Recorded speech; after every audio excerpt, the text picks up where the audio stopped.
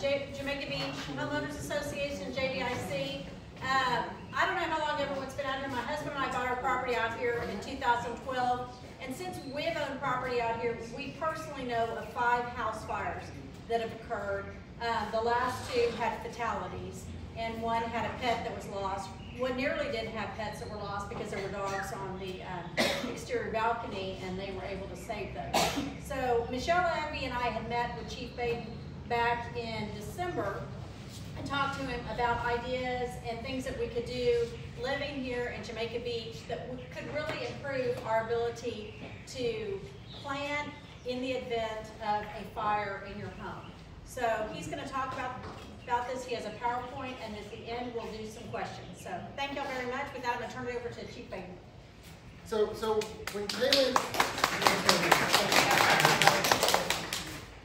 Kaylin came to talk to me, I think it was back in November, December,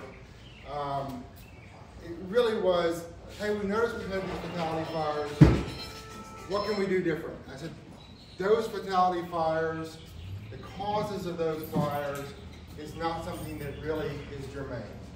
What we really need to talk about is general fire safety. As you know, we have, and I apologize up front, the presentation is going to be hard to read. I will get a PDF out afterwards that people can look at. We're just not set up for presentations. Realize we're all in elevated beach houses. We're in an area that is tightly packed. Houses are a combination of older and newer, so you get a variety of things that we have to deal with. We're in an area that gets a lot of wind that helps spread the fire. So the biggest things that I can tell people are, a house is a house, okay? It's just property. It can be replaced. The guys on Flamingo Way, the Lawrence, they moved a house over there. I'd say within another couple of months they're going to be back in their house. You know, property can be replaced. Lives cannot. In the fire service, we have a saying in that we will risk a lot to save a lot. We will risk very little to save very little. That means if there's a chance that someone's alive, we will go in and we will try to get them out, whether they're alive or not. If it is to the point where there's nothing savable in the house, we're going to fight it defensively. 90+% of our fires are defensive fires. By the time we get to it, by the time we get notified, by the time anyone notices, it's already to the point where there's nothing savable inside the house. Pets, people, most anything. So, that being said, I kind of broke it up into a few sections: fire safety, fire extinguishers, evacuation ladders, smoke alarms, carbon monoxide, and some fire facts. It just kind of gives you what we're looking at. So, to prepare for a fire, you should install the right number of smoke alarms. Test them once a month. Replace the batteries at least once a year. The recommendation is twice a year. The recommendation is change them when the time changes, so that it kind of spurs you to remember to change them. Change the clocks, change the batteries. Teach your children what smoke alarms sound like and what to do when they hear the alarm. Not just when mom burns dinner and sets the smoke alarm off, but what it means when they should react every time there's a smoke alarm. Ensure that all household members know 2 ways to escape from every room of your home, and know the family meeting spot outside your home. This is key. Where are you going to go to outside the house? You know, people don't often think about that. Is it going to be a neighbor's house? Is it going to be across the street? You know, somewhere away. You know, if you say it's going to be downstairs, downstairs is not going to be a fun place to be. So pick a spot. You know, we're going to go across the street to this house.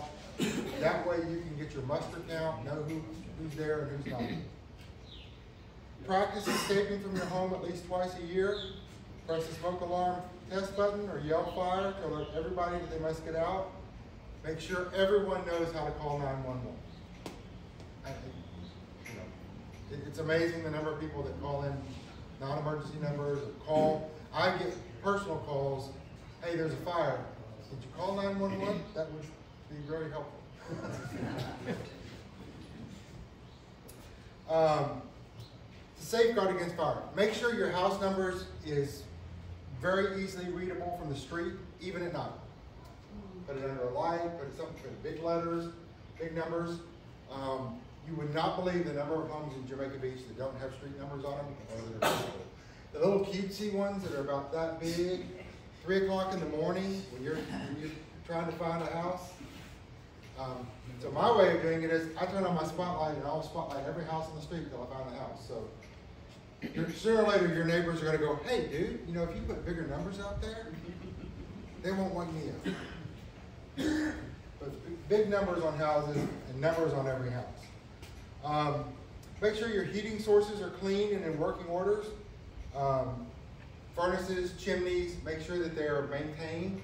You would not believe the number of house fires that start because of poorly maintained chimneys, poorly maintained vents, things like that. If you have a natural wood fireplace, know that that chimney is going to build up creosote. It needs to be cleaned out every year so that fire doesn't start in the chimney. Even if it's a gas fire, gas pit, make sure that it's all clean and doesn't have any carbon built up. Again, that's all sorts of combustibles. Check your electrical wiring in your home. Frayed extension cords, exposed wires, loose plugs. Make sure wiring is not under rugs, attached by nails, or in high traffic areas. Make sure electrical outlets have cover plates, so no exposed wiring. Yes? Do we have any homes built in the era that aluminum wiring would be present, do you know? I know in Houston during the 70s, Not that I'm aware of. Aluminum wiring was used. I haven't and then they seen banned any. it. I haven't seen any. Okay. There is a point about that I'll bring up. Avoid overloading outlets or extension cords. You know, extension cords plugged into extension cords. The multi-prong outlets plugged into multi-prong outlets. You're overloading that circuit. Make sure outdoor outlets are protected from the elements. We live in a salt air environment. They will corrode. I do recommend you check your outdoor outlets at least once a year. And it's cheap to have somebody come in and replace them. Easy, quick, cheap, and protects you from problems. Store combustible materials in open areas away from heat sources. You won't believe the number of garages I go into where the gas cans are right next to the hot water heater. Think that's a good idea? Yeah.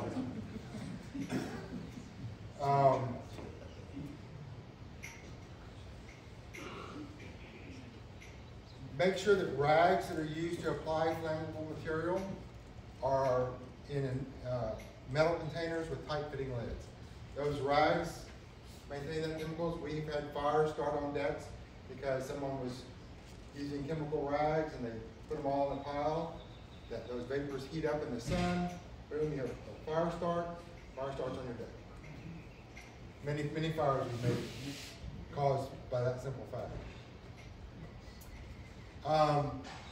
Kitchen fires, stay in the kitchen when you're frying, grilling, cooking, stay in the kitchen. Don't put something on the stove that's frying or boiling and then go talk to the neighbor. Believe it or not, it has happened. Keep pets off of cooking surfaces and countertops. Keep the stove area clean. Things that can catch fire, pot holders, towels, curtains, bags. If you're cooking and a fire starts in a pan, simplest, quickest thing is slide a lid over the burning pan and turn off the fire. That lid will take away the oxygen, the fire will go out, no harm, no foul. Moving the pan can cause serious injuries. Once the fire starts, the pan's going to be hot. You can also spread the fire very easily because you're in a hurry, so you spread that grease all over the house. Now you have a true kitchen fire.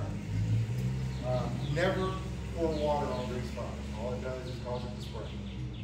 Water will not put out a grease fire. Bedtime routines. Many fires start at night. just a fact of, because people are not paying attention. You know, when you're awake and moving around, you see things and you're alert. A lot of stuff happens at night. Make sure you switch off and unplug any electrical appliances that are not designed to stay on. Make sure no cigarettes, cigars, pipes are still burning. Never smoke in bed. Before emptying ashtrays, make sure the contents are cold. The same applies to fire pits and things like that. If you're running a fire, if you have a fire pit, before you go to bed, make sure that it's cold. Put water on it, get it cold and out. Otherwise, with the winds we have, it could re-fire up while you're asleep. Close the doors to all rooms. Do you have any idea why I said that? Closing doors saves lives. The way that fire moves through a residence, with the door closed, you have much longer time to get out of the house. Much higher chance of survivability than in a residence with the doors open. If the doors are open, fire starts in the living room, that smoke comes through the house, you probably won't wake up unless the smoke alarm goes off. You may not wake up before you die of smoke inhalation. Closing doors saves lives. There's pictures on the internet you can look at. The fire department put out there that can show you. You'll see a blackened hallway and you'll see a pristine bedroom because the door was closed. And then the side of the door that's facing the fire is totally black. The side of the door inside has a little bit of smoke damage. Closing doors saves lives. A lot of people tell me, I can't sleep with the door closed. Learn it. It will save your life.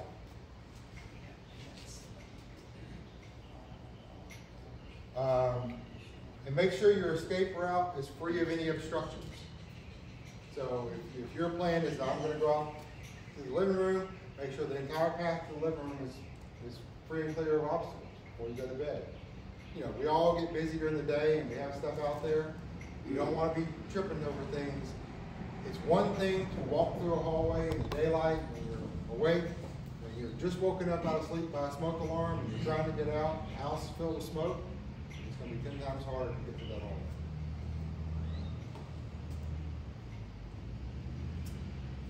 What to do if a fire breaks out? If you can safely do so, close the door of the room where the fire started and close all of the doors behind you as you exit. Why? Prevents the spread, it slows the spread of the fire. Before opening a closed door, use the back of your hand to see if it's warm. Never open doors that are warm to the touch. Get everyone out as quickly as possible. If your primary escape route is blocked by heat, smoke, or fire, use your secondary escape route. Have a secondary escape route. Windows are good secondary escape routes. It is much better to be injured from a fall than dead in the smoke. We can treat injuries. We'll come in, we'll send you to the hospital, we'll fix your injuries, we'll fix broken legs. On two-story houses, what I recommend is grab the windowsill and drop feet first. We can fix all that. Yes, it's going to hurt, but it's a lot better than being in the fire. Never go back into your home until someone from the fire department has told you it's safe to go back in. Just don't. And I'll tell you some reasons why. Okay. If you're prevented from getting out because of flame or smoke, close the door nearest to the fire. Use towels or sheets to block any gaps. This will keep the smoke from spreading into your rooms. Go to the window. If the room becomes smoky, go down to floor level. Why? Smoke rises. Smoke starts in the corner here. It'll go up. It'll come across. The smoke will go across that. Then it'll start banking down. The area underneath here is all survivable for the time being. So get low. The scenes you see in Backdraft and Ladder 49 and all that stuff, firefighters running in, we don't do that. If you ever want to watch somebody go in for a fire, we actually get, at the door, they get on their hands and knees and crawl in. Why?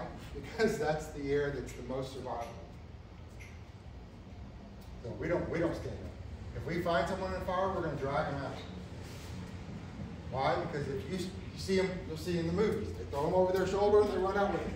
As soon as you throw them over your shoulder and stand up, you kill them. They're dead. You're bringing out a corpse. because what you did is you just stood them up into that superheated area. So we're going to drag them. We'll get low in this mode. Open the window, try to attract attention of others. If you're in immediate danger, then try to drop to the ground. You can throw bedding out to break your fall. You can throw pillows, throw sheets, or whatever. Like I said, get out, hang from the window by your hands, and then let yourself drop. That's the safest way.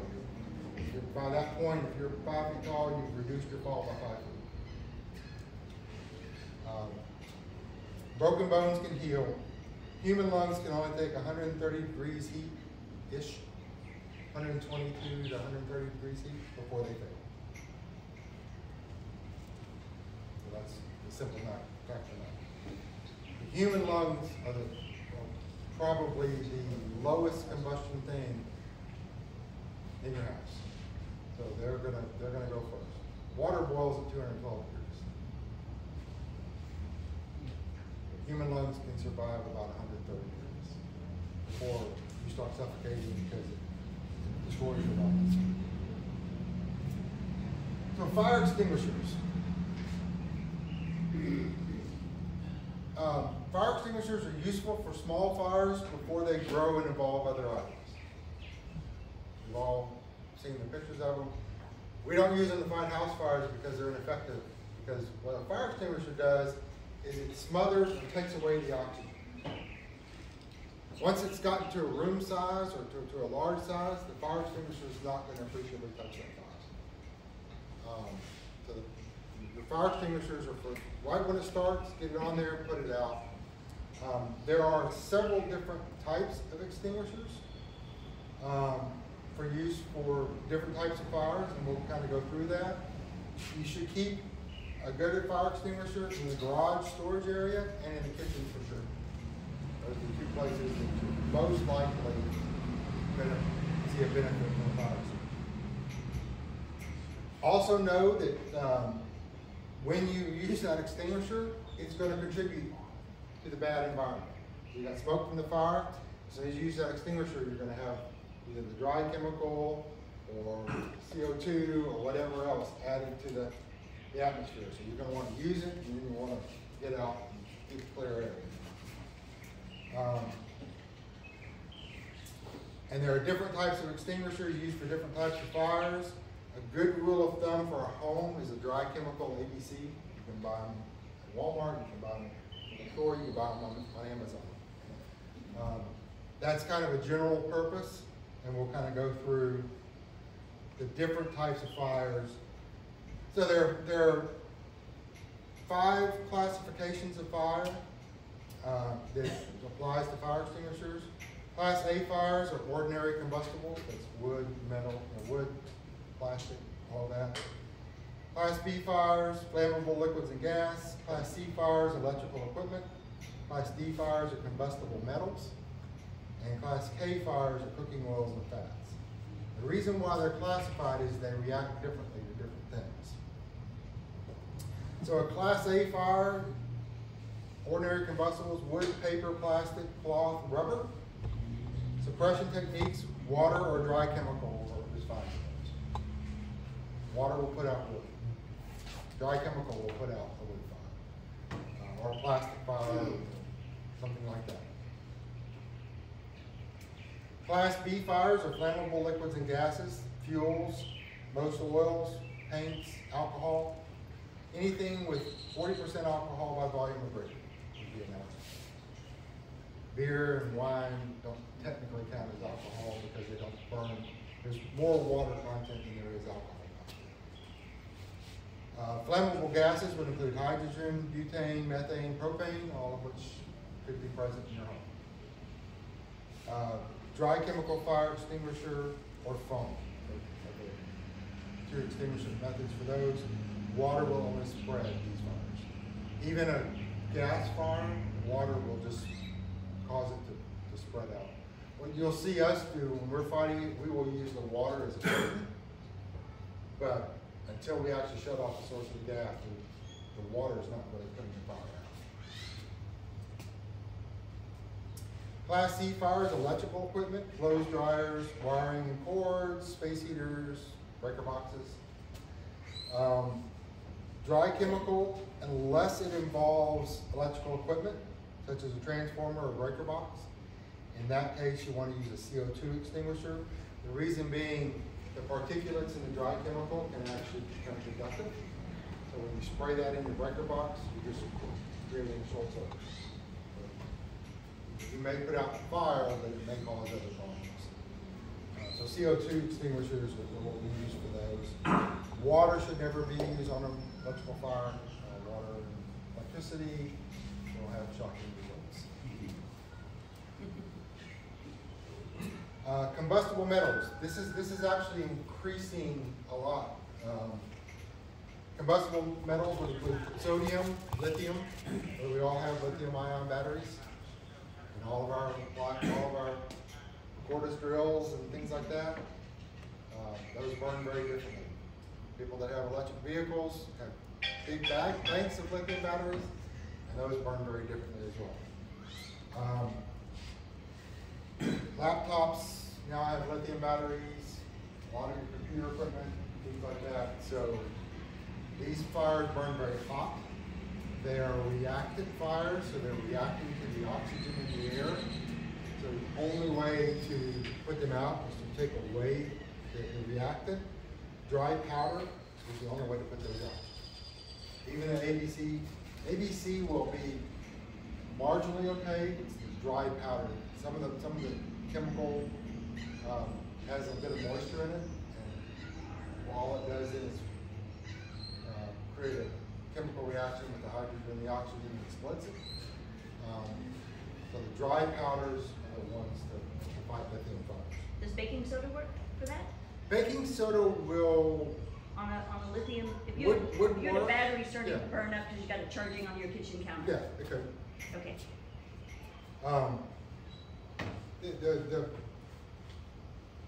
I would say be careful with baking soda because even though you have it in hand, in emergency use it. The problem is getting it on there and not getting too close. Yeah. The dry powder extinguishers actually will shoot it on there so you can be 3 or 4 feet away and not get hurt. I'm not sure my brain will remember where I stored the dry chemical extinguisher in the event of something. My brain will remember where baking soda is. Throw the box. So Class A fire, so cooking oils and fats. So what's unique about cooking oils and fats, vegetable oil, cooking grease, is they actually burn differently than petrochemical oil. So foam or a fire suppressant blanket, water will only cause it to spread as well. But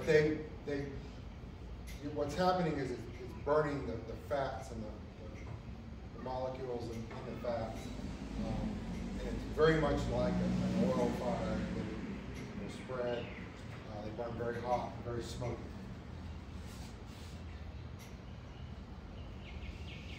So I went on Amazon to say, hey, here's some what they look like.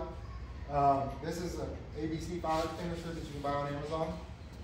You can buy them of all sizes, from a 20-pounder down to a little 1-pounder. What I would say is, you see here it says, how much charge it has. When they go bad over time, then it'll drop down, even though it's full. When it loses its charge, it'll drop down. It tells you it's time to get a new one. You can't. Yeah. Once you get one that's discharged, is there a proper way to dispose of those? Once it's been discharged, you can actually just throw it away.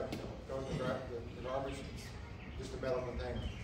If you have one that's not been discharged, then you can drop it off at the fire department and we can turn them into the guys who will actually go unscrew them and dump everything out. I have a question. Yeah. I've heard that if they're on green, that I'm assuming that they're good. Yeah. But I've also heard that it's been sitting there for a long time and it's still on green, you need to go ahead and replace it. Yeah, I mean, as a general rule of thumb, I would say yes, if it's on green, it's good. particularly down here, things corrode and things, you know, get stuck. So just because the needle's stuck on green doesn't necessarily mean it's good. And you know, fire extinguishers are simple. You pull the pin, you pull the handle. But I would say, you know, once you get to about 5-7 years, I'd look at replacement. Yeah. Are they like a one-time use and Yes. that's it? Okay. You can get So you some- couldn't even test it you to can- see? You can buy some that are rechargeable. That's, all of ours are rechargeable. I don't know that you want to go to that expense. They're like $12. Yeah. Well, I'm thinking if you got that big one you were talking about, and then you just had something little and you use it just a little, there's a whole bunch left, that's it. You Well, know, you so wasted all as of long as it's still showing green and you put the pin back in, You can use it and reuse it? But That's what I was you asking. can't recharge it. Most of the smaller ones, like this, once you do it, it's gonna be out. And what's going to happen is, once you shoot it, it'll shoot that out. But you'll notice, like, I wouldn't play around because, like, when you set it down, as soon as your board is going to dump out, just because it's all in the line and all that. But when it comes out, it's going to be a cloud, and it will fill the whole house.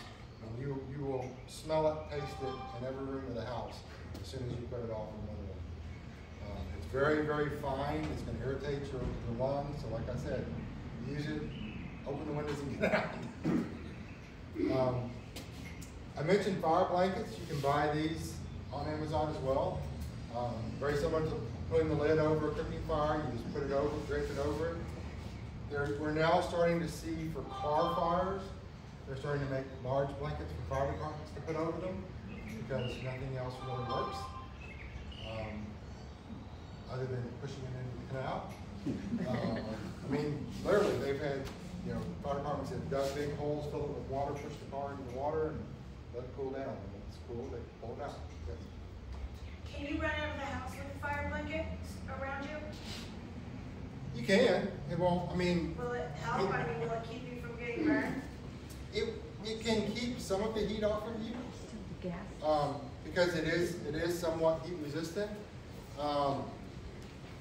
You know, the problem. Wrap your animals in it? The problem really, at the time you're escaping, the problem really isn't the heat so much as it is the smoke. Smoke? So, Okay, thank you. Can I add something on that note? You have to consider, I mean, I used to think a fire, I'm gonna die because of burning. A lot of it is smoke and inhaling hot air that damages your Burn your lungs. lungs up and you're done. and then dry powder extinguishers, I think this was like $20 on Amazon. And that's specific for those lithium fires. When you're using a dry powder extinguisher, do you shoot it into the flames or to the source? To the base, where the source is. So, I thought we'd talk about evacuation ladders because all of our homes are elevated. So, make sure they're kept in an easy to find location in the room and they're clearly marked so that everybody knows where they are. Make sure everyone knows where they're kept. Same location in every room is a good practice. If you're going to put it in the closet in one room, put it in the closet in the other room so that whatever room you're in, you're like, I need to get to the closet. That's where the ladder is. You can put it under the bed, put it under the bed in every room. Make sure everyone in the home knows how they work and how to properly deploy them. Practice deployment at least twice a year. Please don't go down them. Please don't feel like you have to test them by climbing down them. I don't need to make calls to people that are falling down the ladders, testing them.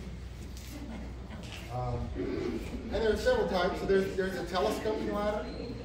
This is a real popular one because it lays flat, but it telescopes out to, I think this one's a 20-footer. So these are very popular because they telescope out. They act like just a normal ladder.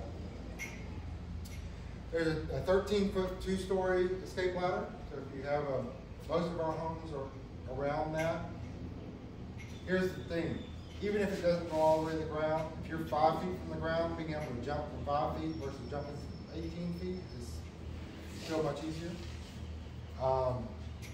And it rolls up or accordions up and has straps over your frame.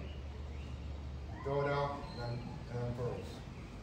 There's also a 3-story escape ladder. And again, these are not, I think that one may have been like $60. Maybe 7, somewhere in there. And they're all on Amazon. So everything I have a picture of, I sourced on Amazon.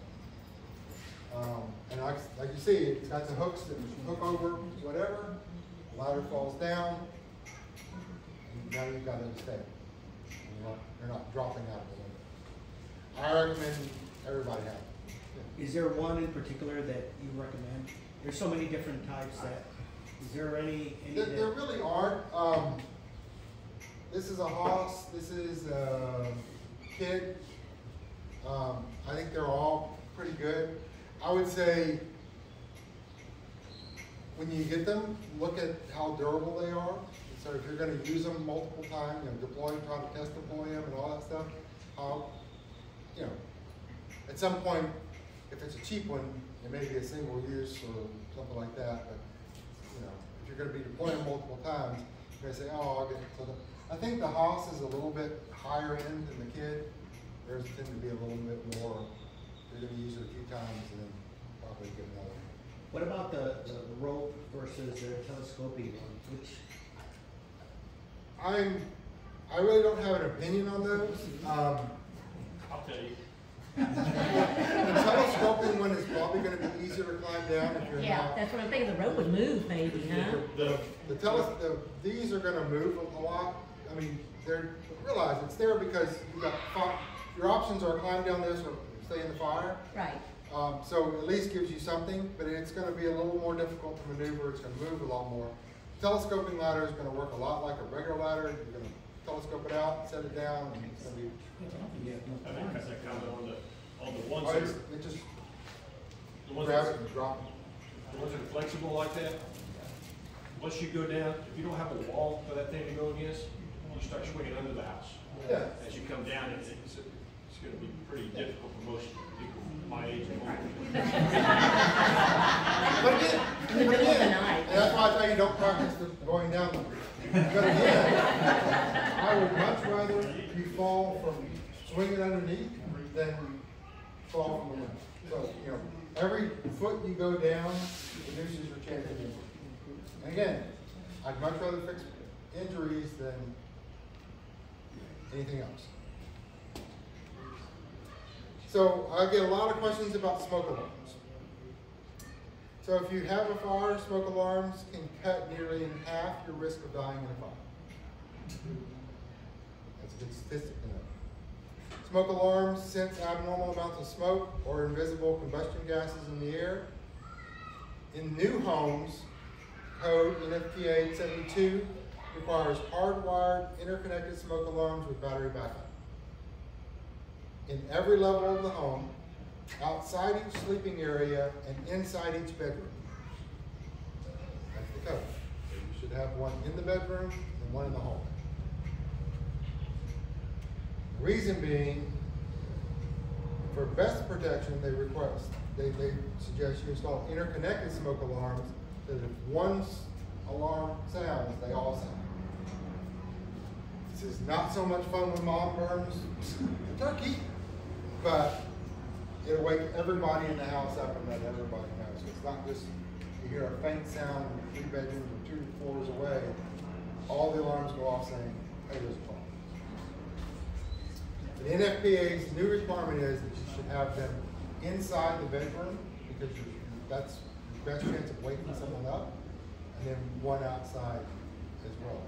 If you're sleeping with the door closed, the benefit of that is it should be detecting that smoke, and the smoke hasn't gotten into the room. You don't want it to wait till the smoke's gotten into the room. Yes. Would you recommend one in the garage? Like if you had an enclosed garage?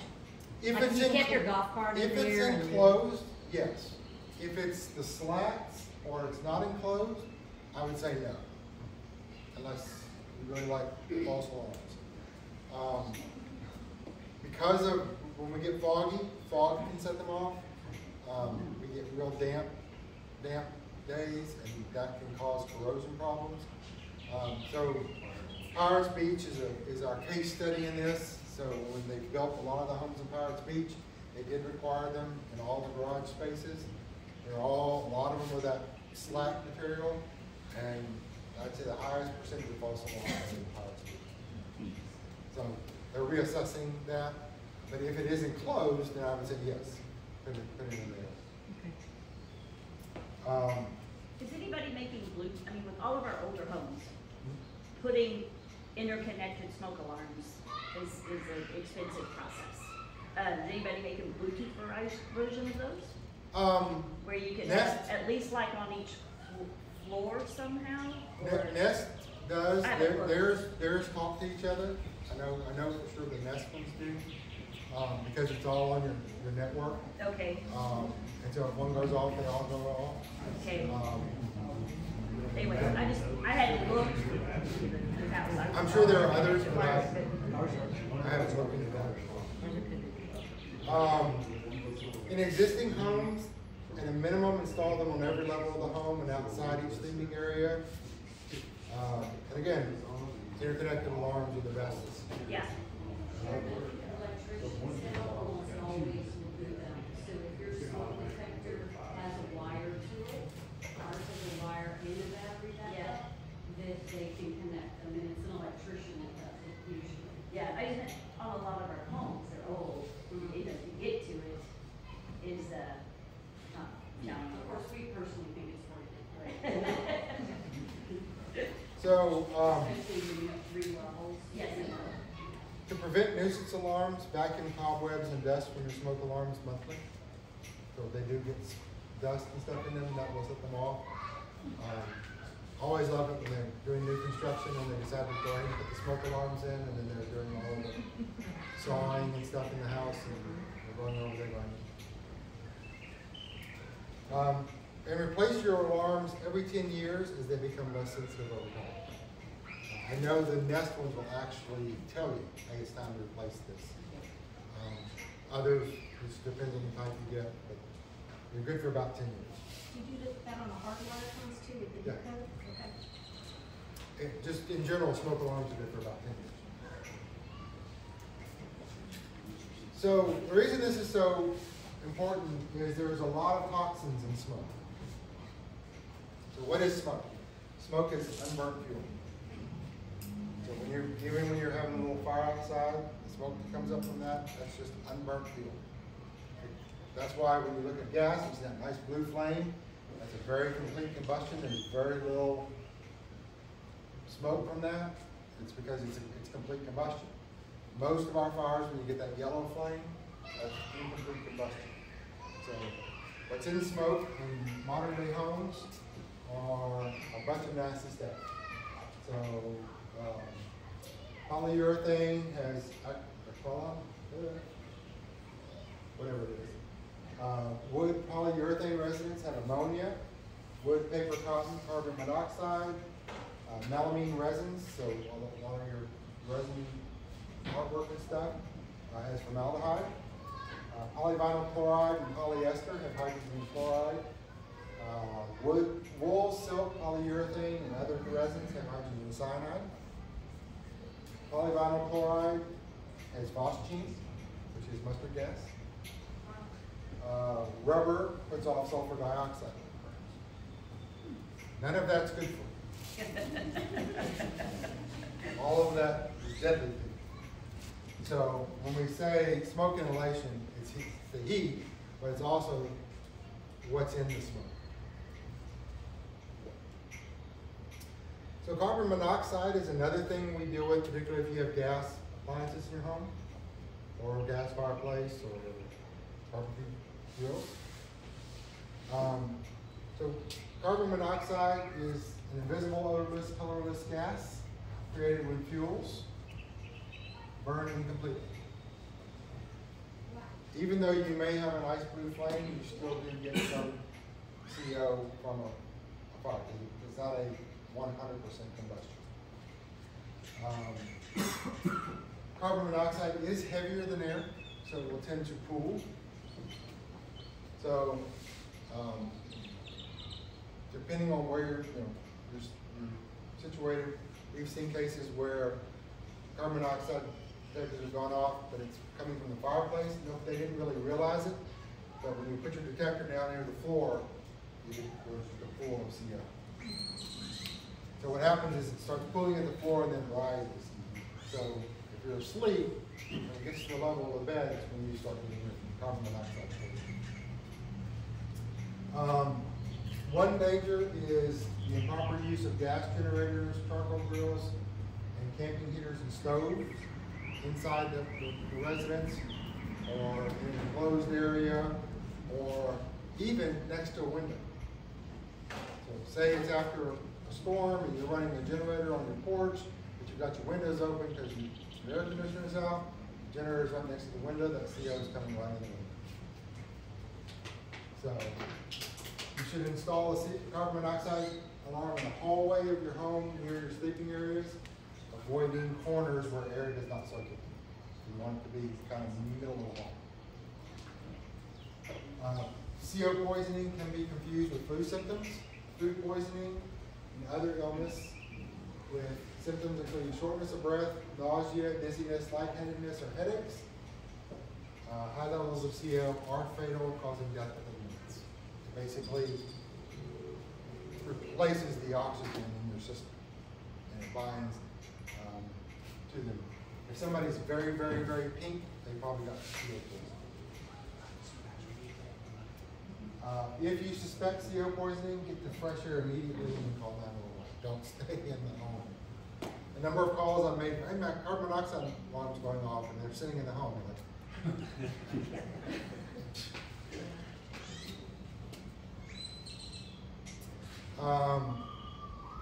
Like I said, do not use a CO detector in place of a smoke alarm. Even though CO does come from smoke, the smoke alarm will detect other things, so you should have them both. If you have a combination one, I know some of them do make but they're, that means they actually have two detectors inside.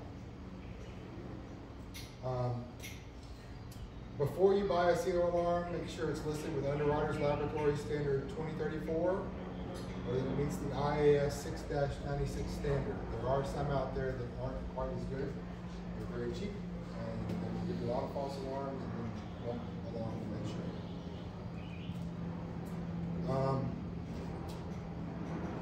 You should test it every month, just like a smoke alarm, and treat the alarm signal as a real emergency every time.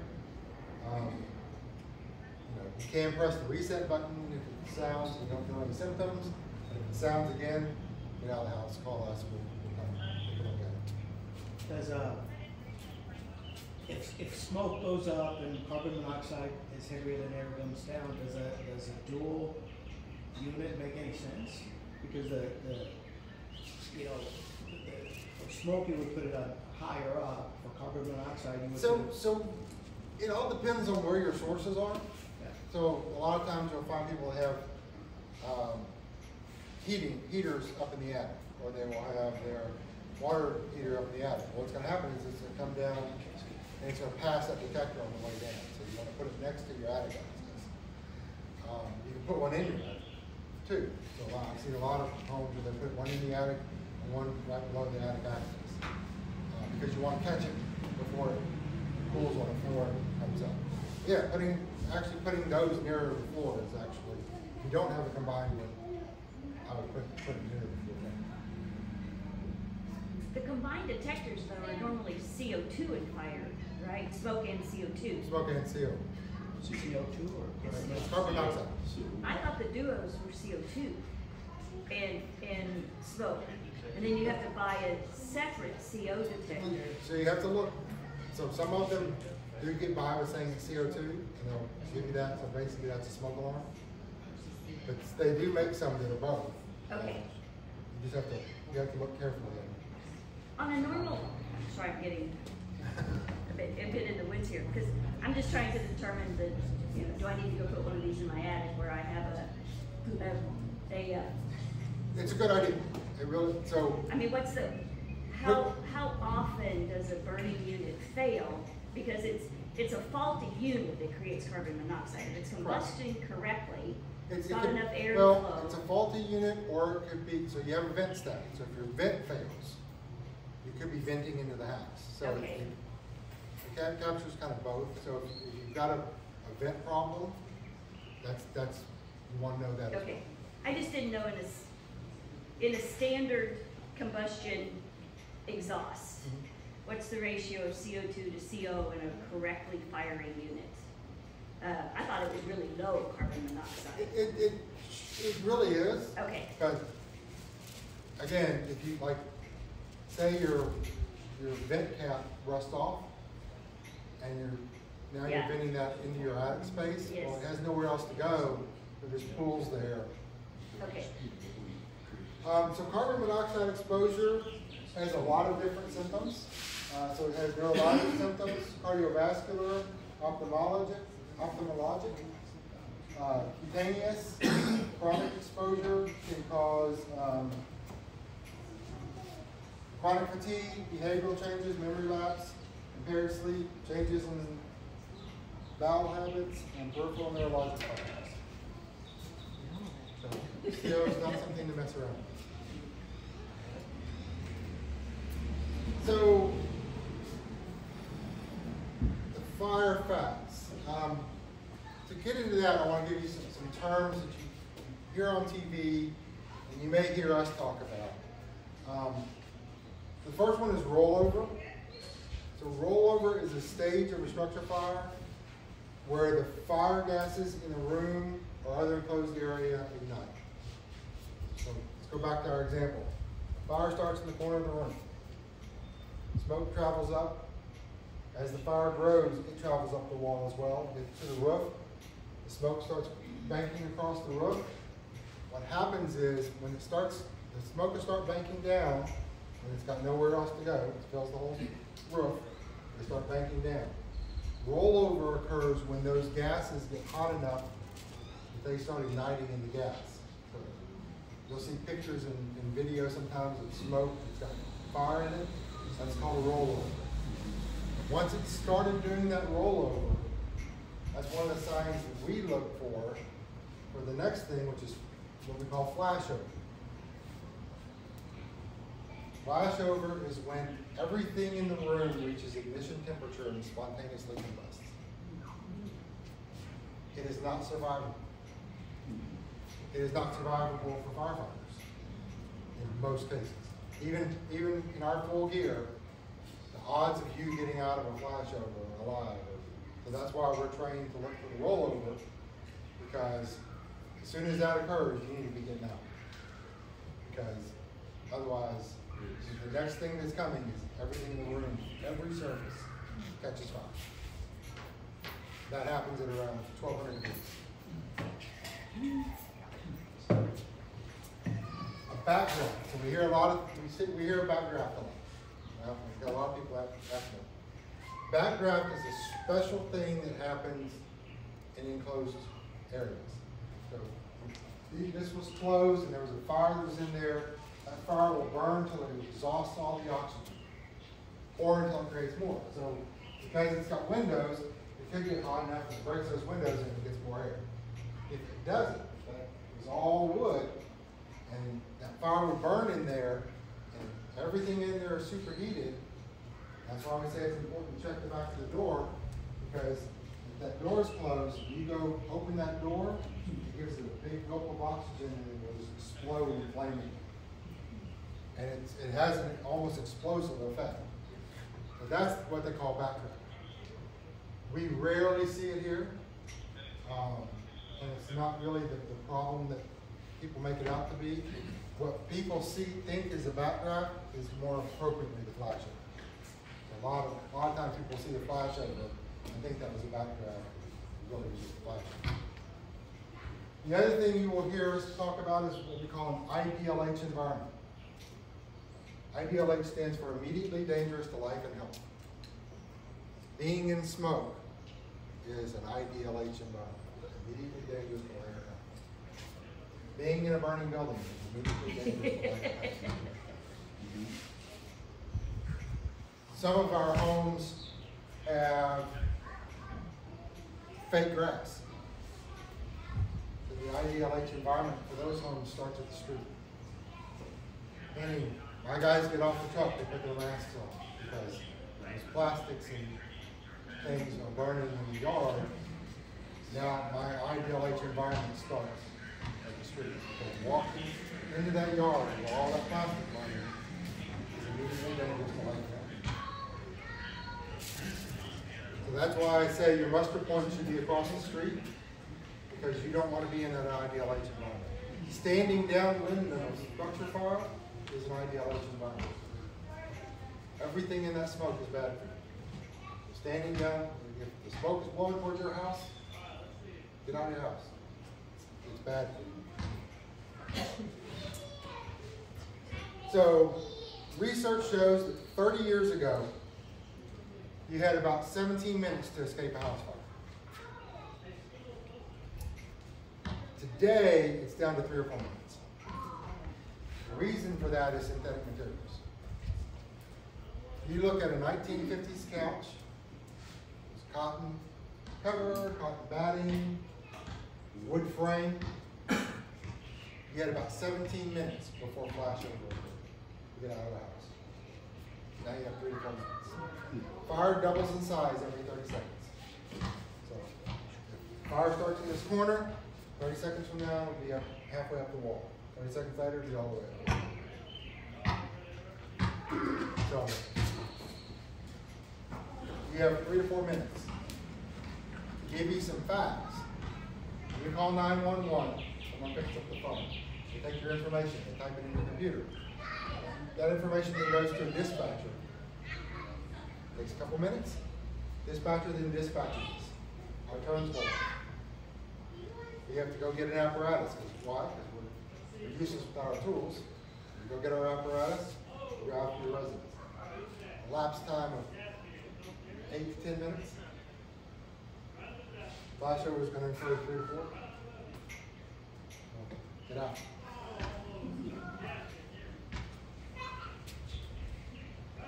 A lot of our construction materials today, too, are synthetic. So, Trex decks, Trex is just plastic. It's high quality, dense plastic, but it's plastic. It burns very hot and very quickly. So, the home fire timeline, I wish you could see this better. 1 to 5 minutes, 1.5 minutes or less, 2 to 3 minutes. 3 to 5 minutes is when flashover occurs. 5 to 8 minutes, fire department's now getting there. 8 to 10 minutes, we start putting water on the fire. We got it set up, and you see how big the fire is. So, yeah. When somebody calls 911 from Jamaica Beach, where does that phone call go to? There's a building on 54th and Broadway. Police station. So we're dispatched through Galveston Police Department. The reason for that is our police department backs up Galveston. So we share the same dispatchers. We used to be dispatched through Galveston County. Galveston County dispatchers literally sit right here. They're in a room. There's a bullpen right here. There's a bullpen right here. This is GPD. This is Galveston County.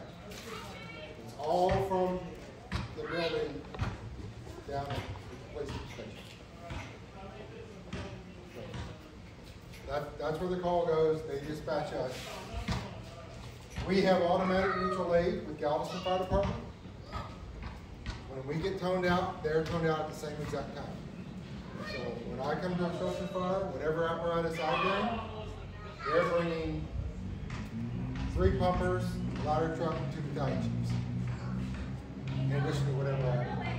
So a fire in Jamaica Beach gets the equivalent of a 2-alarm response in Galveston. Simply because we're... It's going to take me a while to do that. Station 7 is about 3 minutes away. They're fucking here and put up a 12 mile road. Station 8 is in Sion, so they're about 7 or 8 minutes away. Station 4 is at the airport. That's the units that respond this way. Ladder 4 is at the airport. Station 7 now has an aerial as well. How many pumper trucks do we have here? We have 2 bumpers and an aerial. So, plus 2 chiefs and sorted other rescue trucks and things like that. So you're getting we're gonna get on it, but realistically, by the time we're putting water on it, it's gonna be pretty Pretty much done. You're just protecting the house next door. protecting the house. Well, trying to put it out and protecting the house next door. So Catching on fire. depending on the stage of the fire, we may start with protection exposures, or we may start attacking the fire. It just depends on what it looks like when we get to be. Sorry for all the questions. Now that the mayor is here. Just a question, is there a plan to put more fire hydrants in Jamaica Beach? I know that there's been more put out there, but is there a plan to, in the future, To add more? to add more? Yeah. I mean, it's not a cheap thing, and there's a lot of that goes into that. But there are. We've talked about our ultimate goal is to get to where we have one pretty much in every block. We've got about 4 streets down here. We don't have hydrants in that block where technically I would have to shut down Buccaneer to get water. But I do have all of my homes now, I think, have a fire hydrant within what I would call 1 truck length, meaning I carry 1,000 foot of 5-inch, so within 1,000 feet I can get to a hydrant. People think I have a hydrant around my house. That's actually the worst place to put it. Because I can supply that first apparatus, but then when I go supplying other apparatuses, it makes it a lot more difficult. The best is to have it actually a few houses away, where I can pull up in front of the house and I can do what I need to do. I can bring a second truck in. That way, if I need to supply other apparatuses, if I need to boost the pressure, I can do that with the second truck and let this truck keep fighting. We're on Karankawa at the very end, and the closest one that I'm aware of is on Tortuga. That's at the corner of, right there. At the corner. Tortuga and Karankawa, right? Is that? Yeah. I can stretch. I'm asking, that's my Probably question. Can 3 you seconds. reach my house? Yeah. That's my real question. Yeah, you can? Absolutely. Okay. What's the deal with, I mean, worst case scenario, water shut off. Can you just get out of the canal, or is there a reason why you don't use? I can draft out of the canal. It's very difficult because we have homes in the way. So I only have about 20 feet of suction hose. So I need to be within 20 feet of the water. And buying more hose doesn't help. And buying more hose doesn't help because the pump needs a certain net I'm just suction thinking, pressure. worst case scenario, Yeah. the water gets shut off. So worst case scenario, I carry 1,000 gallons on engine 2, 750 gallons on engine 1. Each truck coming to me has at least 750 gallons. And worst case, we'll shuttle one. So we've done that. So fill a truck up. We get 3 or 4 trucks running, fill them up, and come fill the trucks back up. Yes. Kyle, how many fire hydrants in total do we have, does the city have? 65. Even with, that's adding the new ones? Yes. Perfect. That's good. How many fire hydrants do we have? And we are, as we do each water line project upgrade, that's why we added when we did this project. So it's much cheaper to do it as part of a project. So Kyle, over the last 5 years, we've added about 7, I think. Yeah. Because Kyle's identified areas where, while we're sort of. We now have a hydrant at Beachcomber that we didn't have before. Yay. We now have a hydrant on Marina, not Marina, on Jamaica End that we didn't have before. We have a hydrant at the end of Jamaica Cove that we didn't have before. We have new hydrants along here that we didn't have before. We have a fire from Mr. Stiff. Yep. Yeah, we had fun on bucket here. On Bob Smith, is that the last one, Bob Smith, is that truck, did that push those houses all the way down at the very end? Yeah, I haven't opposed to do that. That's actually a place though where it's perfect, because I can set up right next to the market area, the auction and everything, so I don't worry as much about those. And also those of you that saw that watched city council the other night or were a part of it, we kicked off getting an engineering analysis and cost estimate to run a 6-inch water line under the main canal at the north end. Kyle can, want to explain the benefits of that. What that will allow me to do, so the problem we had with the Bayfront fire is we're at the end hydrant on the line. So one truck pulls well from that, and we needed to supply an area also to guys when we tap the next hydrant down. The problem is that stole the water from this hydrant. Because if we had a circle, if we had water going under the canal, then it would have pulled from that direction, so both hydrants would have been fully supplied. We got through it, we adjusted our tactics, but having that complete loop will help immensely. It also helps water pressure in the city as well, because you won't have any dead ends. So we're just hoping for kind neighbors that will, we've identified about 3 locations where we'll need to get easements to bore under their fence line. So we'll bore from West Bayside Way, come under, and come back up basically where the fire over on Marina Drive was the end. So, or we might come up into the sewer plant area. We haven't worked that exact plan yet, but that we kicked off we haven't approved it, but we've asked for an engineering estimate for that. And year before last, they went through and we went through and all the hydrant maintenance, all save one. Yeah, one of the Jamaica Beach Road on 16,000. Yeah, I thought we just kicked off repairing, replacing that one. That should be taking place in the next week or 2.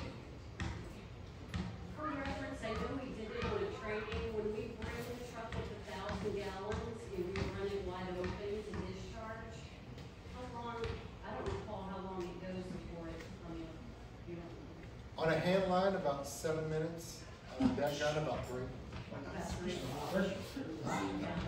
a quick go in, try to get it down. So, While we're hooking everything up. Tower 1 pumps 2,000 gallons per minute. Engine 1 is 1,500 gallons per minute. So, it doesn't take long to do that if you're using a master string.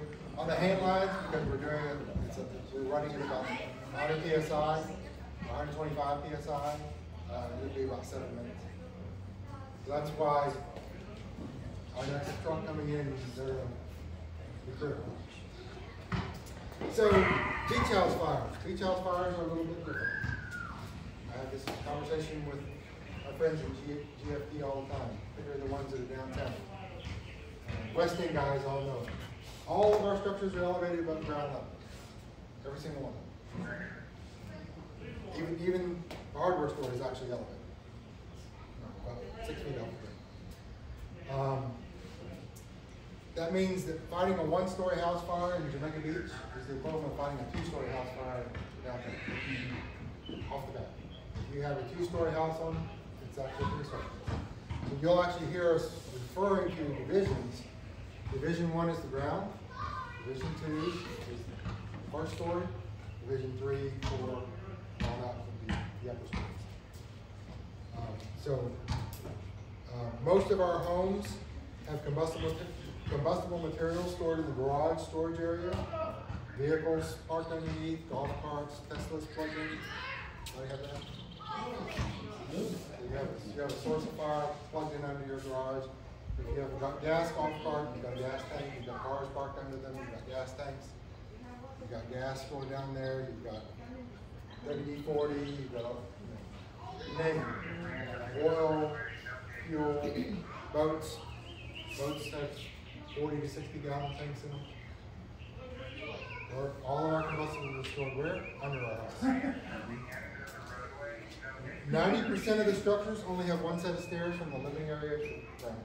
90%, 90+%. We tried to figure it out, but I gave up. Because you always find one you didn't know about. But there are very few structures in Jamaica Beach that actually have 2 sets of stairs. Of those, I know of several that the second set of stairs really isn't used. So, what that means is you have one point of egress for everyone in the living areas. So when we talked about the occupancy issues, occupancy all comes down to the point of egress. If you have a canal home, where's those stairs usually lead? To the canal side of the home, right? Most of our front doors are over the canal. Very few people on the canal have a door on the back. Why? Because that's the beauty, right? That's where we live. So you're entering and exiting your house over a canal. Bayfront fire, the deck was all treads. As soon as that fire got to that deck was unusable. So there's no means of egressing, except their window. The stairs didn't work. The stairs, the house of Flamingo Way, when I pulled up, the stairs were fully glazed. So I have no means of egress. I can't send anybody in there. Because as soon as they step on those stairs, they're going to fall through. So we have one means of ingress, egress. That's why I'm saying the ladders are so important. Because close the door, you have time. And what happens if you fire starts in the living room, I run to the bedroom, I'm going to escape out the window because it's blocking my canal. Okay. As soon as I open that window, what happens? Fresh air comes in. What's the fire going to do? What was that fresh air? If the door closed, it won't. Close the door, open the window, and get out.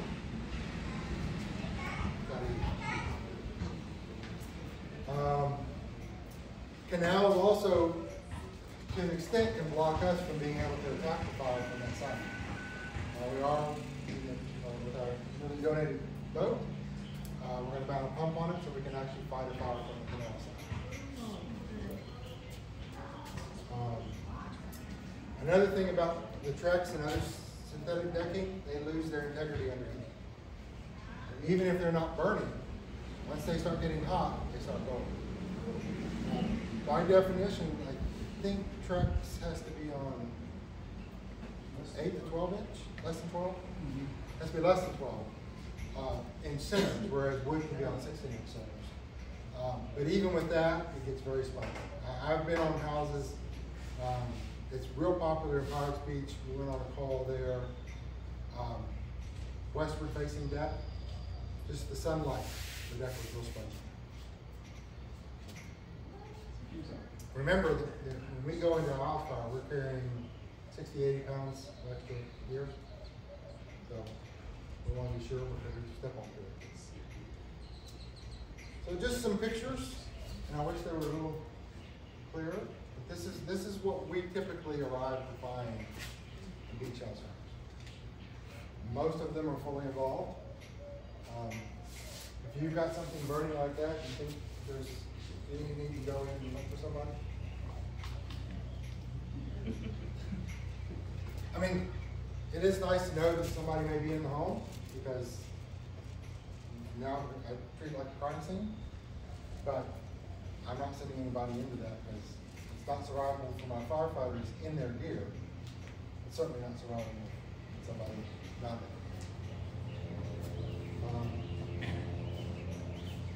These are some other pictures. This is these two are actually the Bayfront fire we had. This one. No, I'm sorry. This is Flamingo. These two are Bayfront.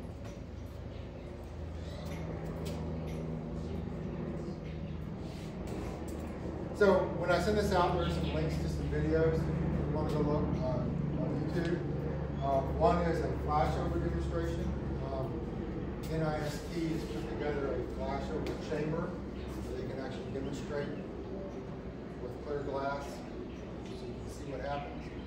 They also have a really good one that they did where they took two of those chambers side by side. And one of them they put 1950s furniture, one of them they put 1980s, 2000 furniture, Christmas trees in each of them, look at Christmas trees. Did stopwatches on each one that they put on the screen. And they show you how the fire progresses and when this one flashes and this one's still displaying. And then there's a good rollover example video as well. I will put this all on our website, Jamaica Beach Fire Department. We'll put it on the city website too. We'll get it on the city website. And we'll put it on. We also have a section on link our to Facebook. website that has a lot of fire safety tips beyond just this. I encourage everybody to go take a look at that. I think it's on the resources. Any questions? No? I like them all.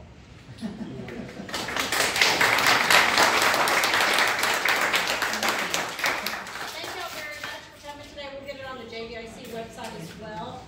If you think of anything that you want to ask, that maybe we just want to come talk to him after the fact, it'd be great. He has been a great resource for us as the city, and so please pass this along to your neighbors so we can keep everyone safe out there. Thank y'all again for coming out today. Thank you. Thank you.